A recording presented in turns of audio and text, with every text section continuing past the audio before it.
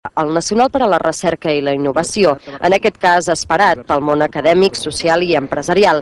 Junts han acordat el full de ruta que ha de canviar el model econòmic a Catalunya. Volen convertir-la abans del 2020 en un pol internacional de talent. Si Catalunya al segle XIX i la primera meitat del XX va ser la fàbrica d'Espanya, que deia Jordi Nadal, en els propers anys volem que sigui el país del talent i del coneixement. Després d'un any de treball amb experts, el pacte recull que Catalunya necessita invertir el doble de l'actual en recerca i innovació. Així, de cara al 2013, el govern del color polític que llavors sigui haurà de destinar-hi 1.600 milions d'euros. Nosaltres ja sabeu que xecs en blanc no en donarem. La nostra funció no és simplement fer costat en el govern per fer-li costat. Es tracta d'arribar a acords que siguin sòlids, que tinguin uns continguts reals, que nosaltres tinguem la consciència i la seguretat que serveixen pel país. El gruix més important de signatures que suporten aquest pacte provenen del món acadèmic, que té la clau de la seva eficàcia.